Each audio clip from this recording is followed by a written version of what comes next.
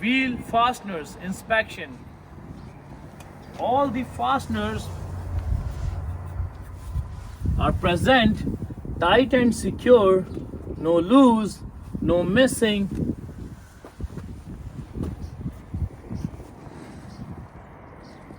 There is no any evidence of imminent wheel hub or bearing failure.